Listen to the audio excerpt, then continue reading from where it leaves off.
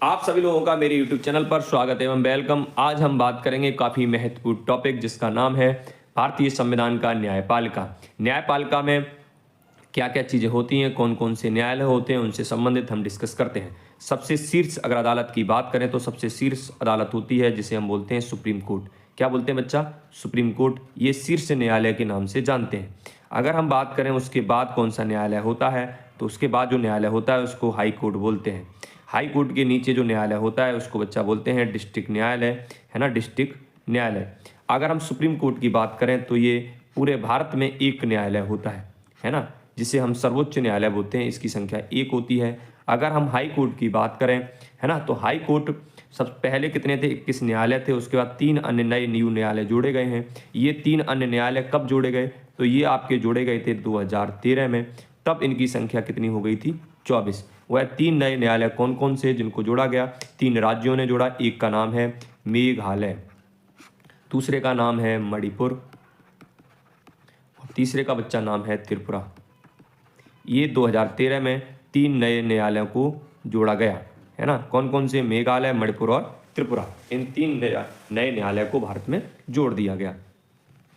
अगर हम बात करें कि शब्द यहाँ पर प्रयोग करें कि प्रत्येक राज्य में एक न्यायालय होगा, तो यहाँ पर ये बात गलत साबित होती है। लेकिन अगर आपसे ये कहें कि राज्य के अंदर एक हाई कोर्ट होता है, प्रत्येक राज्य में नहीं, राज्य के अंदर एक हाई कोर्ट होता है और एक हाई कोर्ट एक से अधिक राज्यों का न्यायालय हो सकता है। क्यों? अगर हम वर्तमान की बात करें तो वर्तमान में अगर भारत में कितने राज्य हैं? 28 राज्य हैं, जबकि न्यायालयों की जो संख्या है वो 24 है। तो इससे ये चीज़ साबित हो रही है कि प्रत्येक राज्य के लिए एक न्यायालय नहीं है।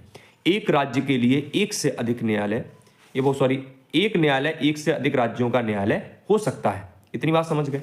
अब हम बात करें डिस्ट्रिक्ट कोर्ट की, तो प्रत्येक राज्य में जितने भी जिले होते हैं उनके लिए एक डिस्ट्रिक्ट कोर्ट होता है। तो ये क्या होता है बच्चा? ये प्रत्येक जिले में क्या होता है? एक न्यायालय होता है ना, न्यायालय होता है जिसे हम बोलते हैं जिला न्यायालय। ठीक है। अगर आपसे यहीं पर कोई ये पूछता है कि जो सुप्रीम कोर्ट और हाई कोर्ट, ये दोनों की दोनों कैसी संस्थाएं होती हैं बच्चा? तो सुप्रीम कोर्ट और हाई कोर्ट दोनों स्वतंत्र होते हैं। कैसे होते हैं बच्चा? स्वतंत्र संस्थाएं होती हैं। अगर आपसे कोई ये पूछते कि डिस्ट्रिक्ट कोर्ट क्या स्वतंत्र न्यायालय है या स्वतंत्र संस्था है, तो नहीं है। ये कैसी स्वतंत्रता? स्वतंत्र संस्था नहीं है। कौन? डिस्ट्रिक्ट कोर्ट जो होता है वो स्वतंत्र संस्था नहीं होती, क्योंकि ये किसके अधीन कार्य करती है? तो ये हाई कोर्ट के अधीन कार्य करते हैं डिस्ट्रिक्ट कोर्ट। इतनी बात आप लोग जान गए। अब हम थोड़ा सा और डिस्कस कर लेते हैं कि अगर आपसे कोई पूछे कि ये जो डिस्ट्रिक्ट कोर्ट होते हैं ये 2 तरीके के न्यायालय होते हैं। कौन कौन से? अगर हम एक न्यायालय की बात करें तो इसको सेशन कोर्ट के नाम से जानते हैं। सेशन कोर्ट को एक अन्य नाम है जिसे हम बोलते हैं फौजदारी न्यायालय। इसको हम क्या बोलते हैं? आपराधिक कोर्ट भी कहते हैं। आपराधिक कोर्ट के नाम से भी जानते हैं। इसी तरीके से इसका एक अन्य नाम और है जिसे हम बोलते हैं सिविल कोर्ट। सिविल कोर्ट के नाम से जानते हैं। अगर हम अब बात करें कि इनमें कौन कौन से मुद्दे शामिल हैं, तो आप बता सकते हैं। जैसे अगर सिविल कोर्ट की बात करें तो विवाह का मुद्दा सिविल कोर्ट में शामिल है। इसी तरीके से अगर तलाक का कोई मुद्दा हो तो वो सिविल कोर्ट के अंतर्गत आता है। संपत्ति से संबंधित कोई मुद्दा है तो वो सिविल कोर्ट के अंदर आएगा, या भूमि से संबंधित कोई मुद्दा है तो वो भी सिविल कोर्ट के अंतर्गत आएगा। अगर हम सेशन कोर्ट की बात करें तो सेशन कोर्ट के अंदर कौन कौन से मुद्दे शामिल होते हैं? जैसे मर्डर अगर शामिल मुद्दा है तो वह किससे संबंधित है? सेशन कोर्ट से। मारपीट, ये भी सेशन कोर्ट से संबंधित है। चोरी करना, ये भी आपके सेशन कोर्ट से संबंधित है। डकैती की बात आए, ये भी आपके सेशन कोर्ट से संबंधित है। या रोड एक्सीडेंट, इससे संबंधित कोई भी मुद्दा हो तो वह किससे संबंधित है बच्चा? इन्हीं से संबंधित होता है। इतनी बात आप लोग समझ गए। ठीक है, आगे देखते हैं क्या है और कुछ महत्वपूर्ण फैक्ट्स। अब कुछ मुद्दे ऐसे मुद्दे होते हैं बच्चा जो डायरेक्ट न्यायालय में या डायरेक्ट केस किए जाते हैं। किसमें? डायरेक्ट हाई कोर्ट के अंदर, या हम बात करें सुप्रीम कोर्ट की। तो ये कौन कौन से ऐसे मुद्दे हैं जिनमें व्यक्ति डायरेक्ट जा सकता है? कहां पर डायरेक्ट जा सकता है? या वो डायरेक्ट जा सकता है सुप्रीम कोर्ट केस लेकर, या हाई कोर्ट जा सकता है केस लेकर। ऐसे कौन से मुद्दे होते हैं? तो ऐसे मुद्दे जो होते हैं वो आपका कोई भी मौलिक अधिकार से संबंधित। कौन सा बच्चा? मौलिक अधिकार। मौलिक अधिकार अगर किसी भी संस्था का या किसी व्यक्ति के मौलिक अधिकारों का क्या हो बच्चा? अगर कोई शोषण करे, शोषण का मामला हो तो क्या होगा, इसके तहत व्यक्ति डायरेक्ट हाई कोर्ट जा सकता है या सुप्रीम कोर्ट जा सकता है। हाई कोर्ट जाने के लिए संविधान में प्रावधान किया गया है, सुप्रीम कोर्ट में भी इस चीज़ का प्रावधान किया है। सुप्रीम कोर्ट में आर्टिकल 32 के तहत डायरेक्ट व्यक्ति कहाँ जा सकता है, सुप्रीम कोर्ट जा सकता है, अगर कोई भी ऐसे मुद्दों की बात आती है कि किसी के मौलिक अधिकार का हनन होता है। इसी तरीके से हाई कोर्ट में 226 आर्टिकल के तहत डायरेक्ट जा सकता है कोई भी व्यक्ति। ऐसी कोई मुद्दा है जैसे केंद्र और राज्यों के बीच एक से अधिक राज्यों के बीच विवाद मुद्दे, है ना, केंद्र और राज्य के बीच एक से अधिक राज्यों के बीच विवाद मुद्दे, इतनी बात आप जान गए। दूसरी बात करें संविधान के विवाद मुद्दे, कौन से, संविधान के विवाद मुद्दे। इसी तरीके से पीआईएल का मतलब होता है, पीआईएल का यहाँ पे मतलब होता है पब्लिक, है ना, पब्लिक मतलब जनहित याचिकावाद मुद्दा अगर कोई है, इस तरीके से कोई मुद्दे होते हैं तो इनके तहत डायरेक्ट व्यक्ति कहाँ जा सकता है, सुप्रीम कोर्ट जा सकता है और हाई कोर्ट जा सकता है। अब हम बात करें किस सुप्रीम कोर्ट की, किसकी बात करें बच्चा, अगर हमने सुप्रीम कोर्ट की बात करी जिसे हम बोलते हैं सर्वोच्च न्यायालय। सर्वोच्च न्यायालय को हम किस नाम से जानते हैं, इसको हम अखिल न्यायालय के नाम से भी जानते हैं। सुप्रीम कोर्ट कैसा न्यायालय होता है, अखिल न्यायालय होता है। इसकी अगर स्थापना की बात करें तो किस अधिनियम के तहत हुआ, तो इसका भारत सरकार अधिनियम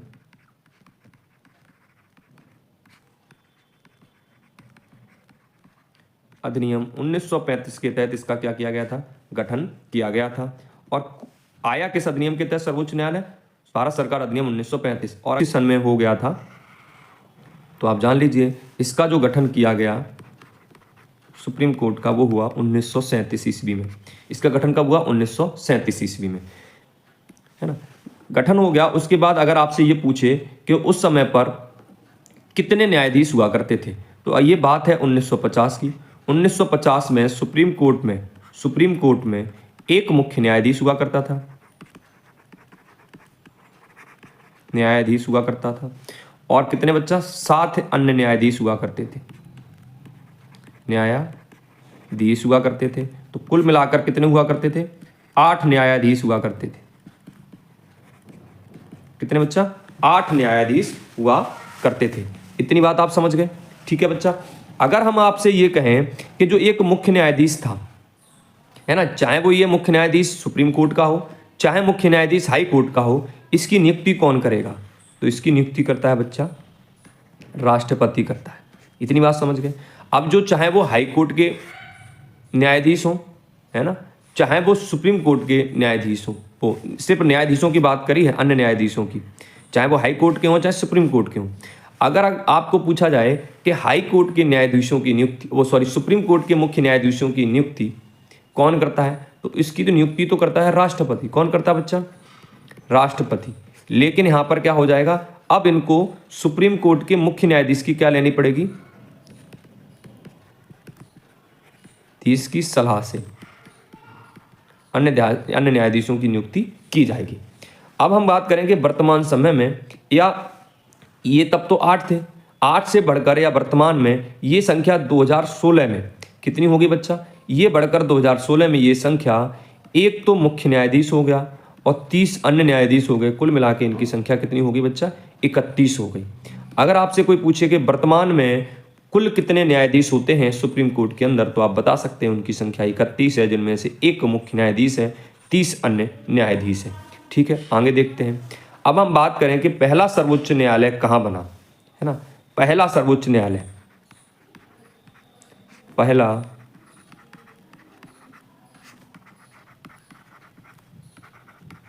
तो ये जो पहला सर्वोच्च न्यायालय था ये आपका ये बना था 1774 ईस्वी में। कहाँ, कलकत्ता में। ठीक है, किस एक्ट के तहत ये बना? तो ये जो एक्ट था उसका नाम था रेगुलेटिंग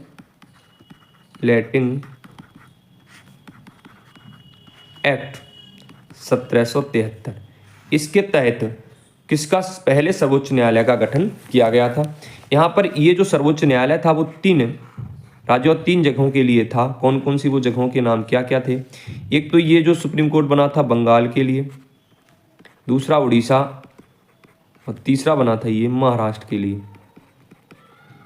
इन 3 जगहों को देखता था सर्वोच्च न्यायालय, जिसका गठन कब हुआ था? रेगुलेटिंग एक्ट 1773 के तहत 1774 ईस्वी में, है ना। इन 3 जगहों के लिए ये न्यायालय कार्य करता था, है ना। अब हम बात करें किसकी बच्चा? हाई कोर्ट की, जिसे बोलते हैं उच्च न्यायालय।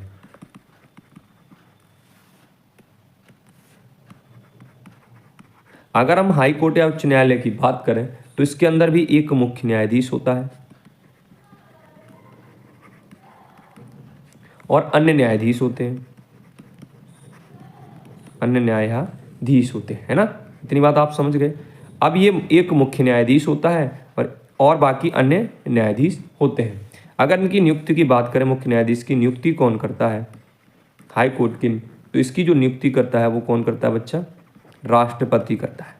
अब राष्ट्रपति ने इसकी नियुक्ति की तो ये सुप्रीम कोर्ट के मुख्य न्यायाधीश की सलाह पर करेगा।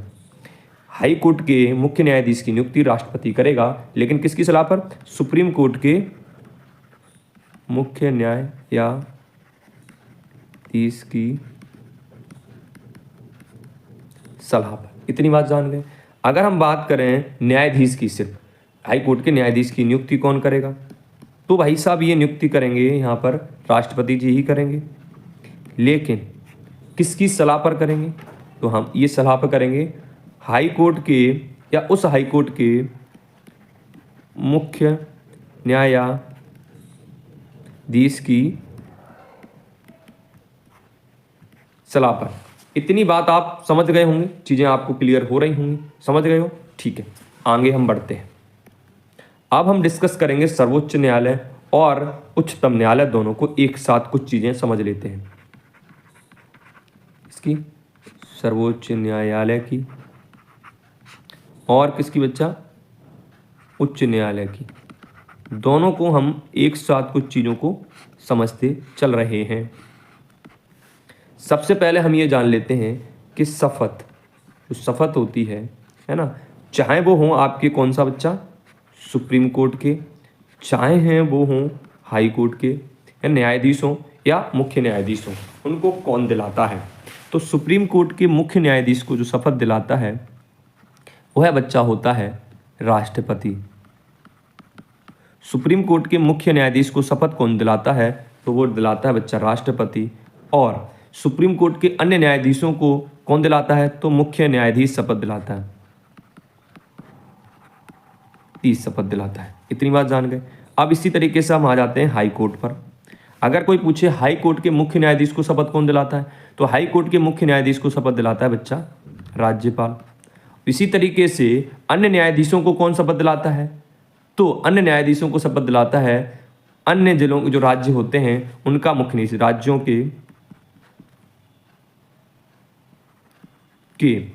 के हाई कोर्ट का मुख्य न्यायाधीश। इतनी बात आप लोग समझ गए? ठीक है, अब हम डिस्कस करेंगे इस्तीफा।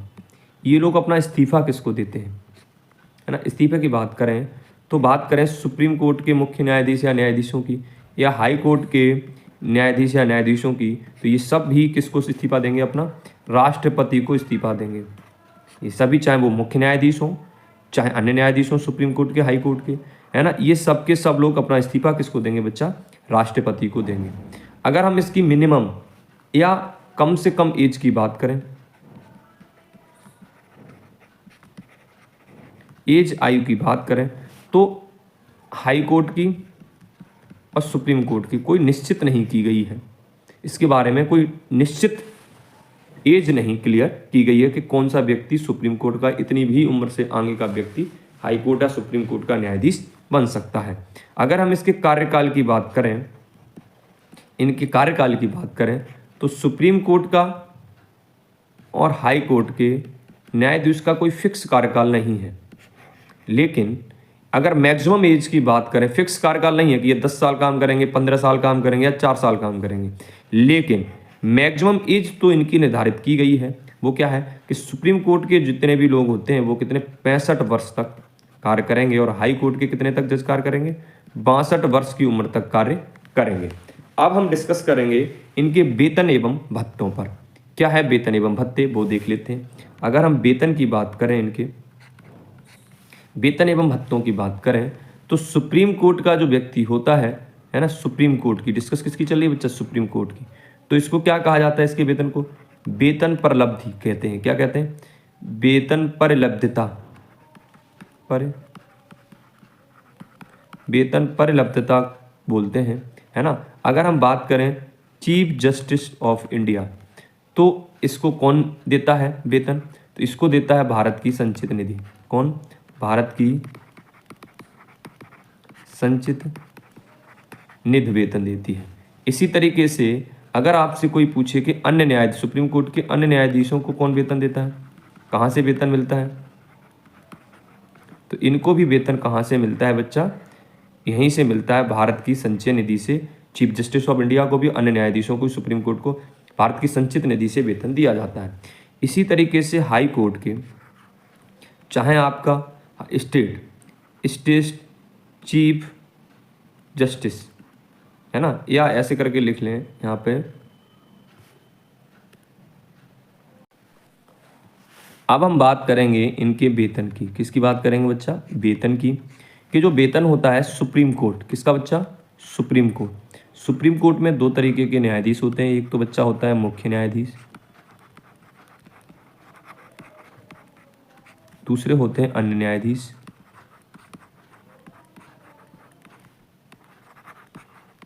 इन दोनों को जो वेतन मिलता है बच्चा, इन दोनों को भारत की संचित निधि से वेतन मिलता है। किससे मिलता है, भारत की जो संचित निधि होती है, संचित निधि से वेतन मिलता है। ठीक है बच्चा। इसी तरीके से हम बात करें हाई कोर्ट के, हाई कोर्ट में भी एक होता है आपका हाई कोर्ट में मुख्य न्यायाधीश, दूसरा होता है अन्य न्यायाधीश।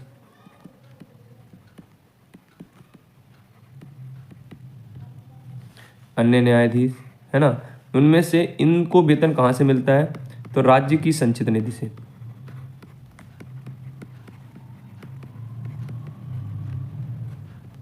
राज्य की संचित निधि से वेतन मिलता है। ठीक है बच्चा।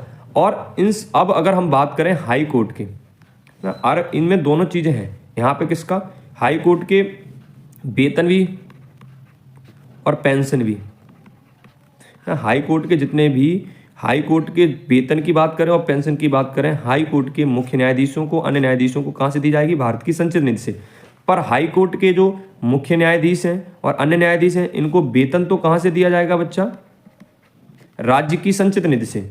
लेकिन अगर पेंशन की जब बात आएगी, हाई कोर्ट के ये जो मुख्य न्यायाधीश हैं, अन्य न्यायाधीश हैं, इनको अगर पेंशन की जब देने की बात की जाएगी, तो इनको पेंशन दी जाएगी सभी लोगों को भारत की संचित निधि से। तब राज्य की संचित निधि से इनको पेंशन नहीं दी जाएगी। तब इनको पेंशन कहाँ से दी जाएगी बच्चा, भारत की संचित निधि से, हाई कोर्ट के जितने भी न्यायाधीश हो या अन्य न्यायाधीश हो उनसे। इतनी बात आप लोग समझ गए। आगे बढ़ते हैं बच्चा।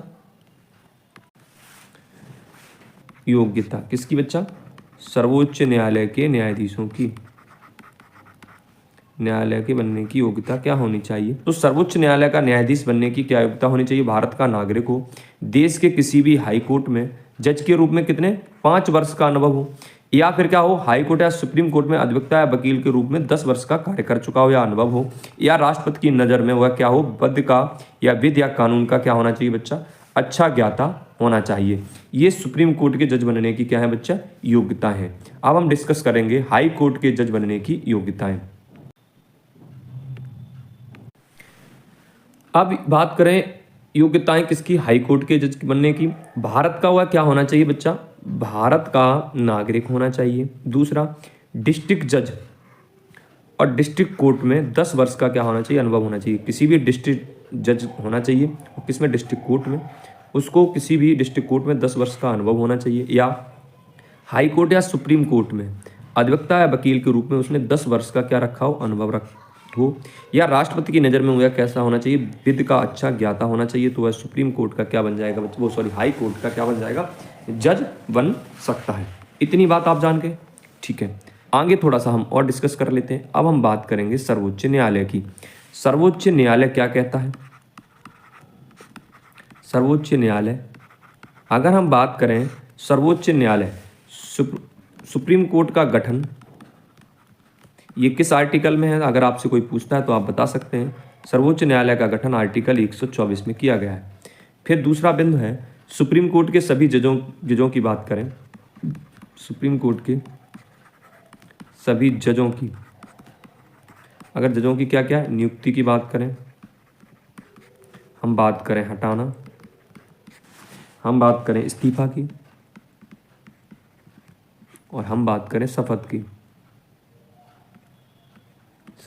ये सारी चीज़ें किस आर्टिकल में इनके बारे में कहा गया? तो इनका भी वर्णन आर्टिकल 124 में ही किया गया है। इन सब चीज़ों का भी आर्टिकल 124 में वर्णन किया गया है। अगर हम बात करें किसकी, कार्यकारी न्यायाधीशों की, कार्यकारी जो न्यायाधीश होता है उसकी नियुक्ति है ना, जैसे कार्यकारी न्यायाधीश बनाया गया है ना, कार्यकारी न्यायाधीश बनाया गया, और उसे कौन उसकी नियुक्ति करेगा?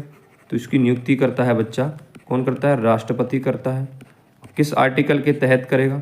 तो अगर आपसे आर्टिकल कोई पूछे तो आप बता सकते हैं 126 के तहत, है ना। अब हम बात करते हैं आर्टिकल 127 की। अनुच्छेद 127 से आर्टिकल 127 क्या कहता है वो जान लीजिए। इसमें वर्णन किया गया है तदर्थ न्यायाधीशों की। कई बार प्रश्न पूछा गया है कि तदर्थ न्यायाधीश का वर्णन किस आर्टिकल में किया गया है? तो तदर्थ न्यायाधीश का वर्णन आर्टिकल 127 में किया गया है। यह क्या होता है? ये होता है, यह पद सुप्रीम कोर्ट में होता है। यह हाई कोर्ट में इस पद का कोई वर्णन नहीं है। यह जो पद होता है या तदर्थ न्यायाधीश का जो पद होता है वो किस में होता है? सुप्रीम कोर्ट में होता है। पर ये हाई कोर्ट में ये कोई पद नहीं होता तदर्थ न्यायाधीश का। अगर इसकी नियुक्ति की बात करें तो इसकी नियुक्ति कौन करता है बच्चा? चीफ जस्टिस ऑफ इंडिया करता है, साथ में किसकी सलाह पर? राष्ट्रपति की सलाह पर। अगर आपको हमारी ये पूरी क्लास पसंद आई हो दोस्तों तो इस चैनल को क्या करना है?